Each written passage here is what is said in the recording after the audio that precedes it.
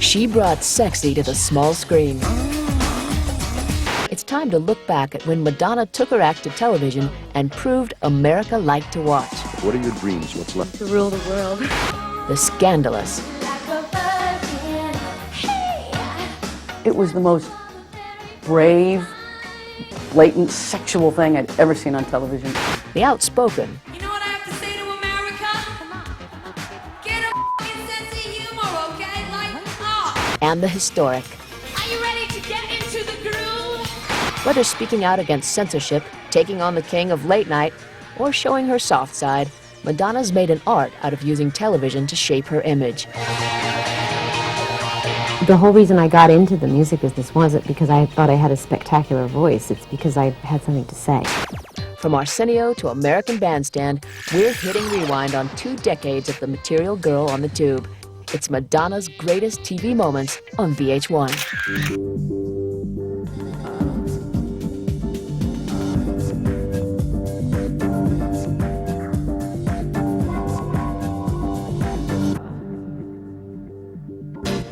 This is Madonna. Madonna's enjoyed a long, sordid love affair with television, and it all began with her national TV debut on American Bandstand. One definition of greatness is the ability to rise to the challenge of a moment. From her first time out there, Madonna was going for that sort of greatness. On January 4th, 1984, the boy toy burst into America's living rooms for the very first time, showing off her signature look, navel and all. I knew I wanted to be an artist. I knew I wanted to be a creative person. I wasn't sure what form that would take. The 23-year-old dancer took to the boob tube immediately.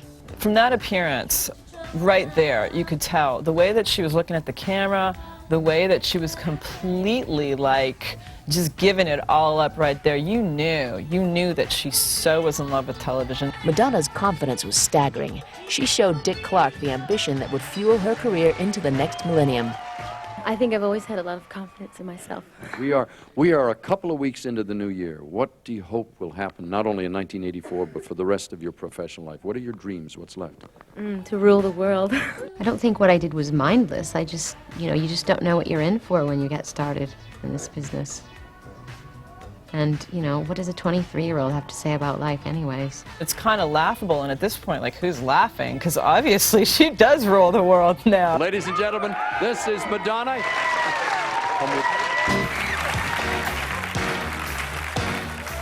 Clad in virginal wedding white, complete with garter belt and push-up bustier, Madonna was a carefully constructed paradox at the 1984 Video Music Awards. TV audiences were about to get a taste of her live act for the very first time. Like a virgin, hey, touch for the very first time. What is she doing? She's wearing a wedding dress. Oh my God, she's rolling around on the floor. Oh my God. It was the most brave, blatant, sexual thing I'd ever seen on television. I was incredibly innocent and naive, and I just put one foot in front of the next, and I just put myself out there. Madonna's suggestive lyrics and onstage antics detonated a sexual bomb that shocked the Reagan-era crowd. I don't think people really knew what to think of her. I could hear all of these comments, like, all that sort of thing going on. And my cameraman, we're sitting there, we're like, where's she going? What's she doing? And I just say, follow her wherever she goes. It was clear to me that I was watching a change in the whole music industry. In her first major TV performance, Madonna succeeded in leaving an army of new fans speechless.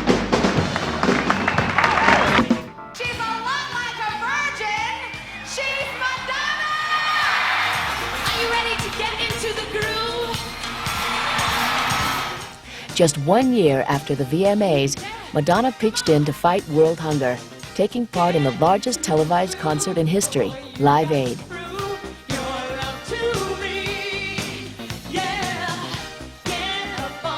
Network suits thought Madonna was all flesh and no substance and didn't want her on the air in prime time. Coincidentally, just 3 days earlier, nude photos of Madonna surfaced in Playboy and Penthouse. It took an intervention from Dick Clark to keep her on the bill. We produced the show for ABC, and I had a knockdown, drag-out fight with an ABC executive in the control room truck that night. He said, under no circumstances can you put that woman on in prime time. She's a dance act. She'll never amount to anything. I said, you're mistaken.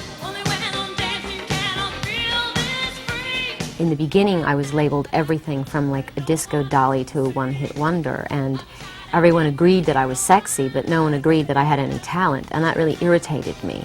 Clark prevailed, and 500 million TV viewers saw Madonna get into a transatlantic groove.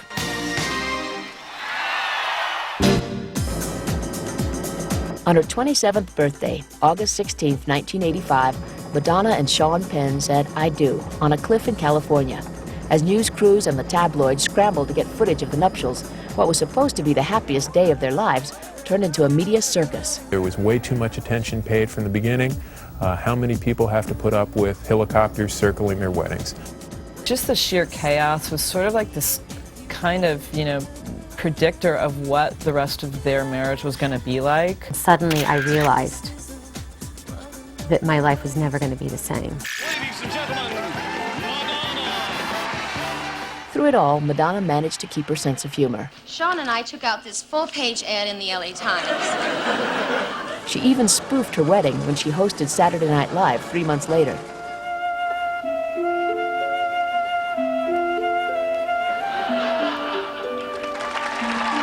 Madonna met the big screen bad boy on the set of her Material Girl video, and their very public displays of affection quickly became front-page news. For the first time in Madonna's career, her name was popping up in gossip columns as often as it did in the pop charts. That's what happens when you're in love with somebody. You give up a certain part of yourself. You have to become selfless in a way. And that's the trade-off. Everywhere the newlyweds went, cameras followed, and Sean's explosive temper was ready to blow. That was probably like one of her tougher times, but she never let on that it was. And the fact that she was able to maintain control and not snap in front of the press and never really lose it. The media attention proved too much. Almost 4 years later, Madonna and Sean called it quits. I think it's very hard for every Hollywood marriage to survive. I really do. It's hard enough when one person is famous, but two people and the demands and the media scrutiny, and I think it's nearly impossible for it to work when both people are famous. TV viewers got one more peek at the couple when Sean surprised his ex with the Most Fashionable Artist Award at the 1995 VH1 Fashion Awards. They've both said in the time since that they have good and positive feelings about each other, and this was a chance for them to show it to the whole world. That was really dirty. It was a Hollywood romance that fell to pieces in a media frenzy, and the whole world watched it happen on TV. I think that the public will always be interested in the two of them as a couple and what it was like for them on the inside. I remember. Coming up, Blonde Ambition busts out on basic cable. You have to sort of be willing to get down to the nitty-gritty, undressed, so to speak. And politics never looked so hot. Speak your mind, there's nothing to it. Vote! Plus, I dare you to make out with me. Madonna shows off her funny bone to a not ready for primetime audience. No way. Way! Next, when Madonna's greatest TV moments returns.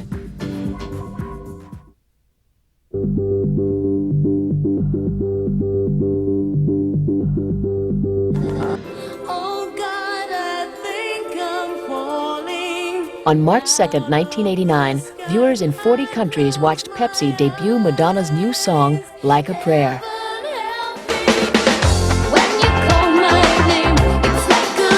Just 2 days after Madonna's TV commercial debut, Pepsi pulled the ad because of this.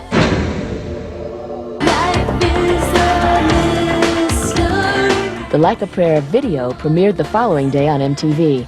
With burning crosses, bleeding palms, and sparks of interracial passion, the video was a far cry from Pepsi's feel-good sales pitch. It dealt with a lot of taboos, and it made people afraid. And I think the people who reacted negatively to it were afraid of their own feelings that they have about those issues. Even though the commercial was wholesome and harmless, the cola maker still took heat for its ties to Madonna and her controversial video. Just took these images of burning crosses and me coming down and kissing Madonna on the altar and all these things like, oh my God, what are they doing with our religion?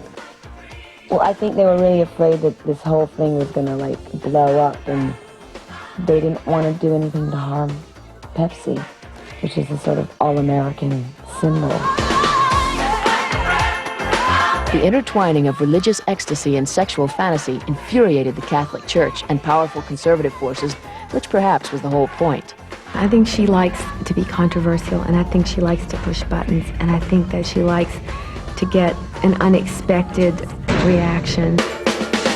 Pepsi never ran the commercial again in the U.S., but Madonna kept the $5 million they paid her. Like a Prayer became her 7th #1 single, and even won the Viewer's Choice category at the 1989 MTV Video Music Awards. Coincidentally, the award was sponsored by Pepsi. I guess this means you like me. You really like me.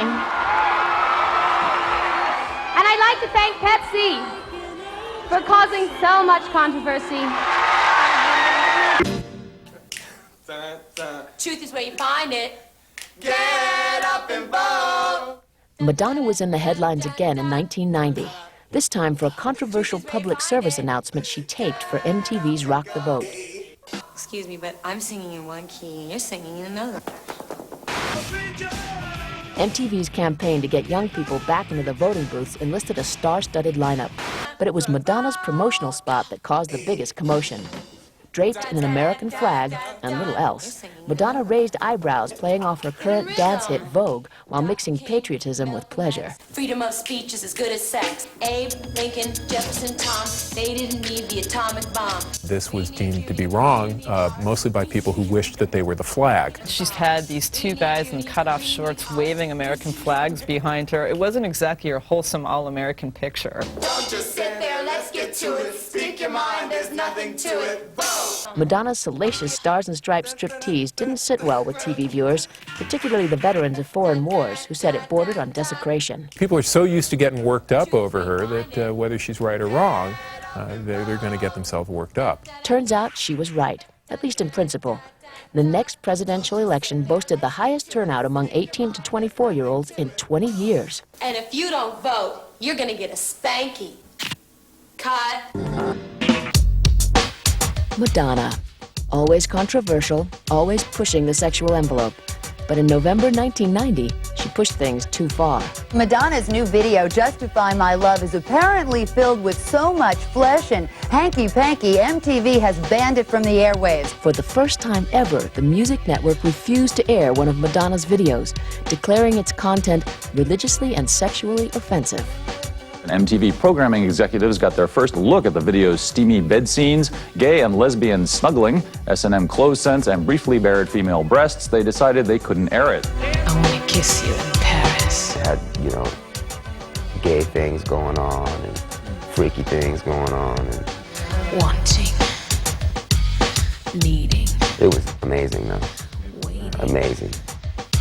For you to justify my love. The 5-minute voyeuristic opus sparked a national debate on censorship. Fans simply wanted to see for themselves what all the fuss was about. There was all this buzz and speculation, and she'd done this really weird and really risque video. Everything that had sort of been hinted at in her work over the years, she was just going to try and put out there. I don't want to be your mother.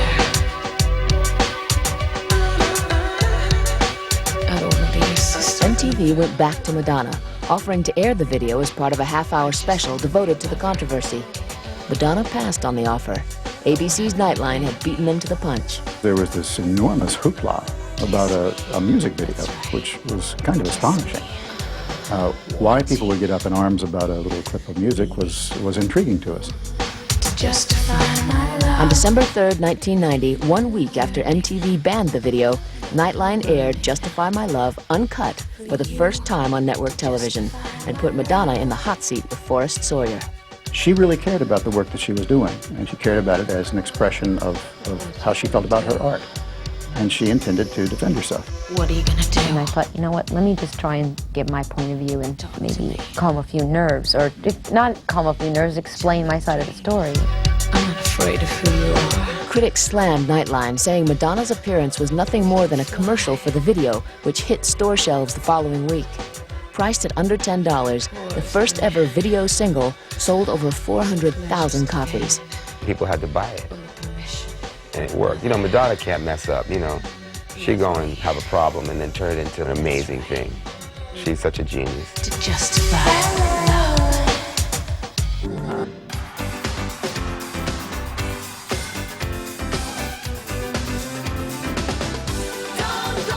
On August 5, 1990, Madonna reached her largest American TV audience yet when the Blonde Ambition Tour aired live on HBO, featuring the small screen debut of the infamous cone bra. With Madonna, it always comes down to clothes and shoes. And, you know, cone bras, bustiers, platforms, anything that she could do to make it really bad, she went for it. It's a real personal statement, and it's much more theatrical than anything I've ever done. And in that respect, I had to pay a lot more attention to detail with set and costume and lighting and stuff.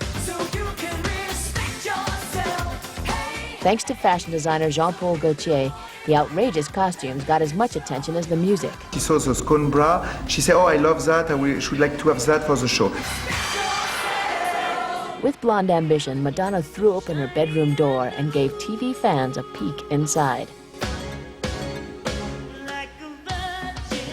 She was sort of pressing some new buttons there because she had the whole bed on stage, and here she kind of had this whole kind of faux masturbation scene, and I think it like really once again flipped people out. To show other dimensions, you have to sort of be willing to get down to the nitty-gritty, undressed, so to speak. 4.3 million households tuned in to the racy show, giving HBO its highest ratings ever for an original program. The Blonde Ambition Tour airing on HBO was a huge deal because a lot of people had not seen Madonna live. For those who thought the special was a little too risque for TV, Madonna had a message. You know what I have to say to America? Get a sense of humor, okay? Lighten up. Let my mouth go where it wants to. Give it up. Do as I say. Just when fans thought they'd seen all of Madonna, Pop's favorite exhibitionist went for full disclosure. I'll teach you how to. Brimming with bondage fantasies and S&M chic, 1992's erotica video proved too steamy even for MTV, who aired it only after midnight. Some people have no objection to such role-playing games as long as they're consensual. Others find such practices repellent, which is why MTV is not airing this video in regular daytime or evening rotation. Erotica. Romance. MTV plays to a huge audience, and a lot of them are children, and a lot of the themes that I'm exploring in my videos aren't meant for children, so I understand that they say they can't show it. Within a month, Madonna unleashed the erotica album and an X-rated coffee table book called Sex, packed with photos showing Madonna, all of Madonna, getting down and dirty. Romance. You know what? I'm going to be sexually provocative, and I'm going to be ironic, and I'm going to prove that I can get everybody's attention and that everyone's going to be interested in it and still be freaked out about it. Madonna was turning up the heat, but the multimedia sexual assault went too far. The Material Girl was suffering from a bad case of overexposure. After the sex book came out, there was a time where I could not open up a magazine or a newspaper and not read something incredibly scathing about myself. There's a certain satisfaction in a little bit of pain. She made it okay for a girl to want to get laid, and Madonna broke down all those barriers. Please welcome back Sandra Bernhard. In the summer of 1989, Sandra Bernhard turned up on Late Night with David Letterman and brought along a friend Dave had never met.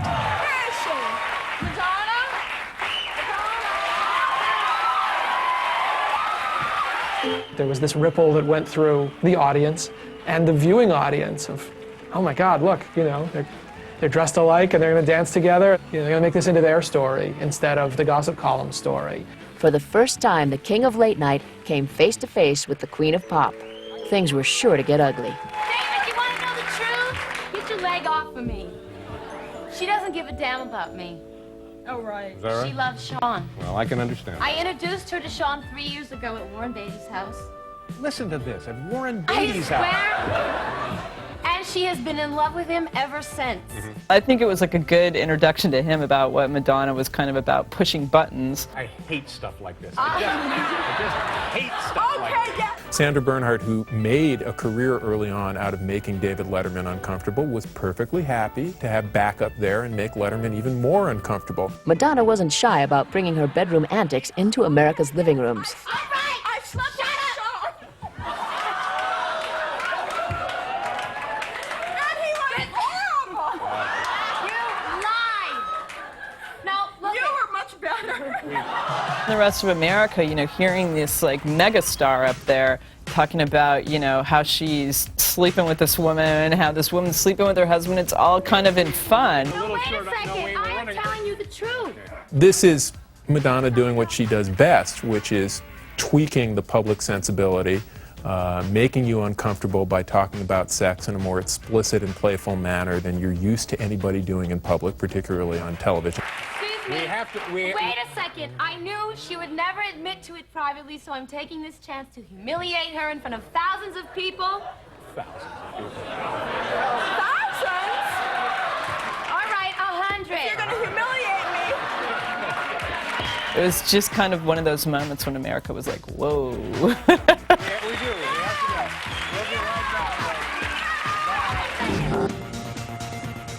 Network censors didn't know what they were in for when Letterman invited Madonna back 6 years later. We know that Madonna is not going to appear on a show unless she can make an impact.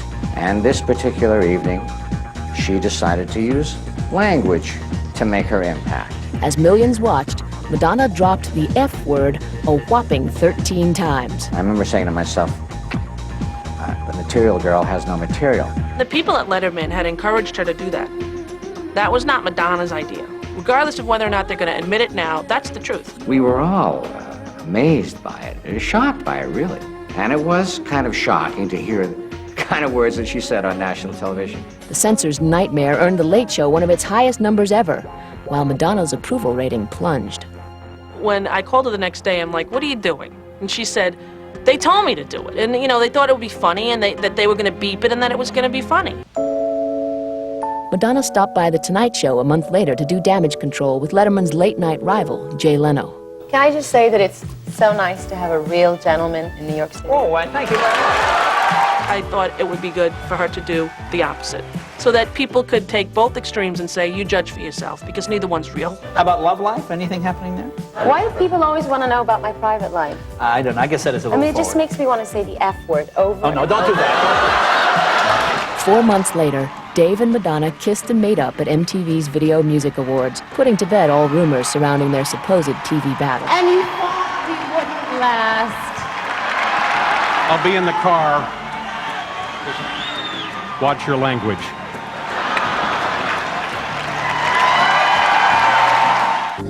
Please welcome Rosie O'Donnell and Madonna. Madonna turned up on the Arsenio Hall show on June 16, 1992, with her pal Rosie O'Donnell in tow.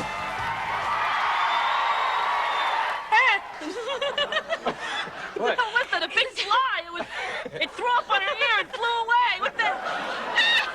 Did you see that? The friendship between Madonna and Rosie is really interesting because Rosie is like your next door neighbor. And the fact that like her and Madonna were such pals, it sort of was like this other side of Madonna that she would never show you, yet it's kind of coming out through Rosie. Oh my God.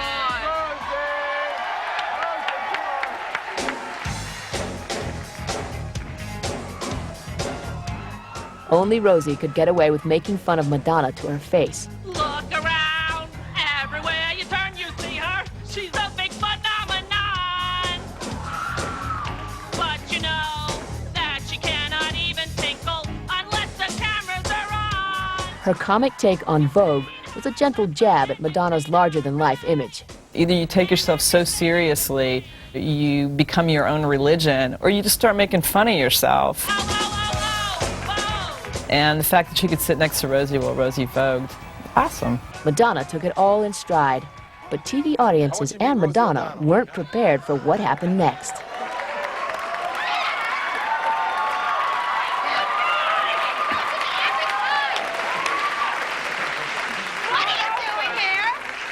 Madonna's father!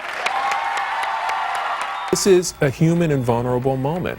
Any of us, if we had our parents trotted out on national TV without us knowing that they were going to be there, would be mortified. What was she like as a little girl? She was a very nice young lady.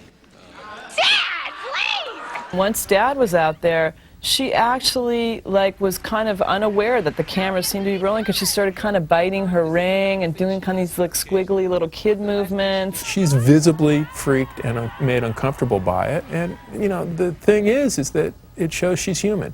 As she got older, she got testier. What about when I was little? But when she was little, she used to go spend the night with her friends, and she'd always throw up. We could never figure out why she threw up. All we could think of was emotional.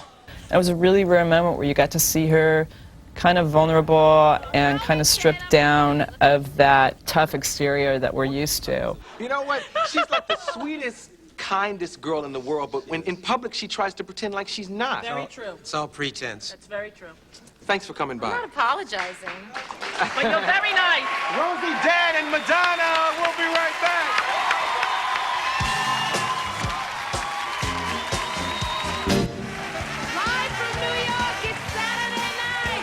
Madonna's been called a lot of things over the years. Shocking, outspoken, but hilarious? Hi, everybody. My name is Madonna, and I'll be your comedy love slave for the evening. Her 5 guest spots on NBC's Saturday Night Live proved even Madonna had a funny bone. I think the hardest thing I ever did, and any of all the entertaining that I ever did, was Saturday Night Live. In 1991, Madonna played a little Truth or Dare with Wayne and Garth. I dare you to make out with me. Her kiss with Mike Myers was like the longest kiss. It was so funny because here it was like his dream, yet, he's distracted and she's the one that's like, come here. In the Wayne's World fantasy, Madonna lampooned her sex pot persona and even poked fun at the controversy surrounding her Justify My Love video. A year later, Madonna tried her hand at a New York accent in a surprise guest appearance in SNL's popular skit Coffee Talk. I don't like that Madonna. She's a cover. She's a tramp. Every week with a different boyfriend. Oh, she was hysterical. I love her. I love her. I like her doing comedy. Live. Me too. She's I like her doing hysterical. comedy. Even icy Madonna couldn't keep her cool when the mother of all divas, Barbra Streisand, dropped by. I got a little verklempt watching. See you, Black Butter. Oh, I can die now. To you. Madonna returned to Saturday Night in 1993. Her spoof of a certain blonde icon found her in familiar territory. Happy inauguration, Mr. President. The Monroe iconography had become so much a part of Madonna's image, mostly because of the video for Material Girl, that it was time to undo it a little, and this was a way of undoing it. As musical guest that same evening, Madonna had a little fun at Sinead O'Connor's expense. 2 months earlier, the Irish firebrand had ripped up a photo of the Pope on the SNL stage. Madonna set her sights a little lower, taking on Long Island's infamous Joey Buttafuoco. Fight the real enemy. The stunt was met with mixed reactions. And it was like taking something that somebody really believed in and kind of making fun of it. It was not, I think, making fun of Sinead O'Connor so much as showing a little sympathy for Sinead. Aside from boosting ratings, Madonna's Not Ready for Primetime cameos were a public relations coup for the controversial superstar, putting a new spin on her image and proving that, yes, Madonna could laugh too. Way. Coming up, Madonna treats TV viewers to a night of theater Madonna style. Man, they lifted up their dresses. It was a little like, whoa, man, she's showing her underwear on TV. Cool. Courtney Love ambushes the Material Girl live on MTV. Am I fully interrupted? No. We have some questions for you. Don't cry for me, Argentina. And the Golden Globe goes to... I have been so incredibly blessed this past year. There are many people who think she's a saint, and then there are other people who think she was Satan herself. And I can certainly identify with that. Next, when Madonna's greatest TV moments continues.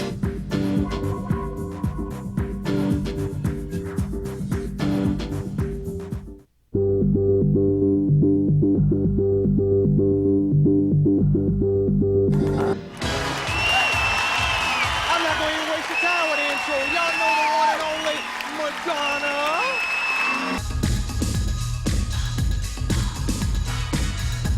That was the shocking VMA performance for two reasons. One, it was Vogue, and the Vogue video was black and white and 40s glamour, and although it mentions Marie Antoinette, you never imagined that they would come out in these dresses with the big hoop skirts. And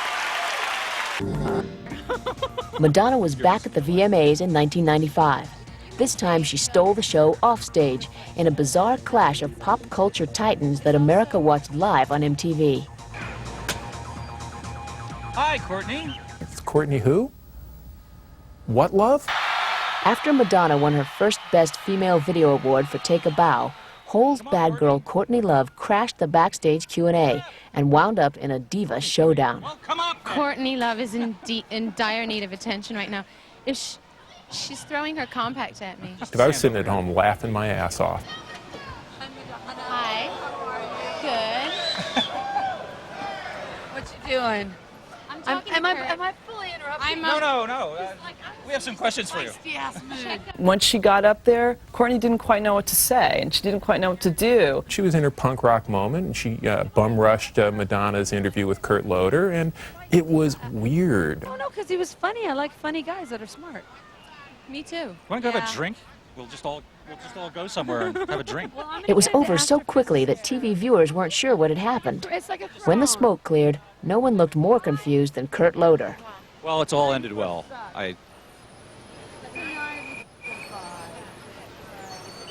Well, Courtney, thank you. Bye-bye. And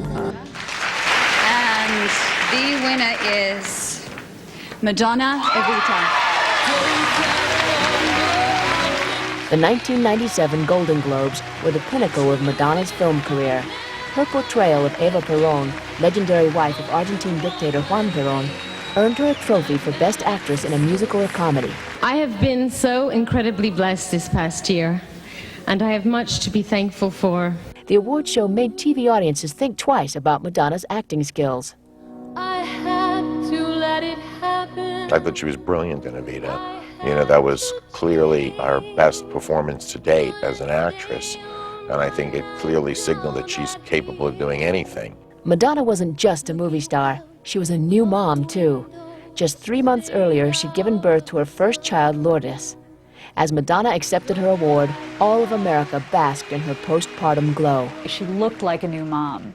You know, she was very voluptuous looking, and she was wearing a dress that emphasized her breasts, her cleavage, and she was kind of reveling in that quite clearly. And as for fortune, and as for fame. Madonna was Eva Perón. I mean, she really did it. That movie blew everybody away. Nobody expected it to be the hit that it was. It gave me the chance to play a remarkable woman, and it gave me the chance to really fully realize myself as an artist. It gave me a chance to express myself in so many ways, and it made me feel very proud of myself.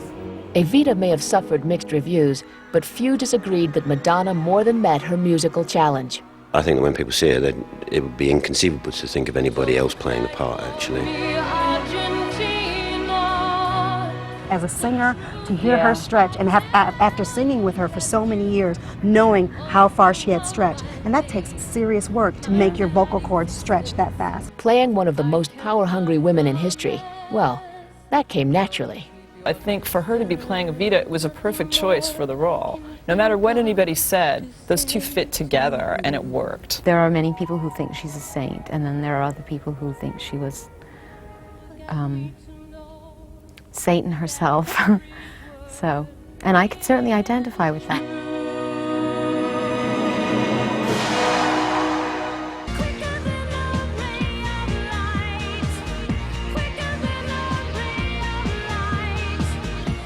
And the best pop album is Ray of Light, Madonna.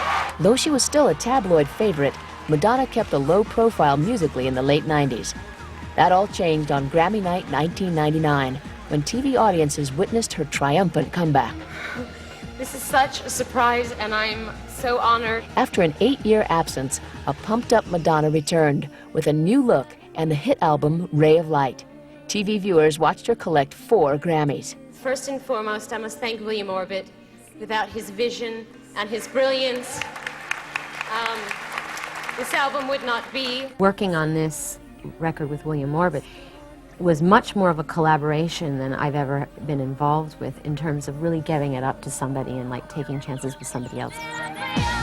Ray of Light marked yet another rebirth for Madonna.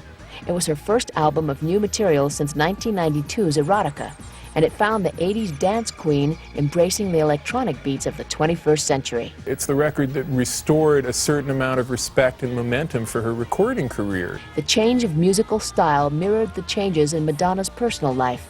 The material girl was now the material mom. When I was writing that record, after the birth of my daughter, I did feel like I had rediscovered a lot of things and was, to a certain extent, born again. Backstage, a giddy Madonna ambushed the other Grammy success story, Latin hunk Ricky Martin. Hi, baby. Hi, love. How are you? There was a wide array of performers paying tribute to Senor Martin.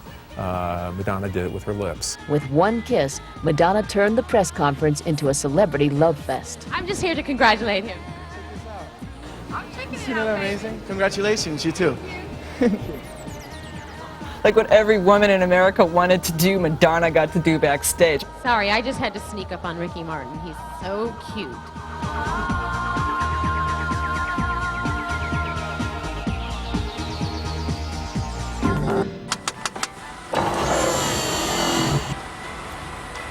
It's you, Madonna. Pop's sexiest quick change artist isn't through evolving. On August 2nd, 2000, Madonna's first video from her album Music made its world premiere on VH1 and MTV.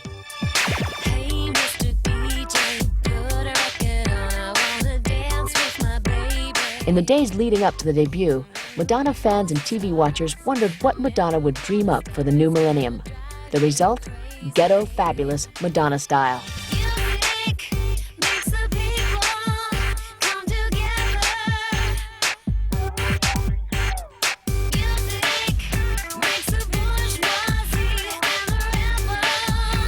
Here she is, like the Mac Daddy in the limo. She's the one stuffing the dollar bills in the woman's like bikini. So once again, she's taken something that's going on right now and totally made it hers and turned it around. I love the video. The video is funny. Girls' Night Out manifesto, a hey, let's not let Puff Daddy have any fun that we can't have, and damn it, if DMX does it, it's good enough for me. More than any other pop star, Madonna's made the small screen a vehicle to stardom.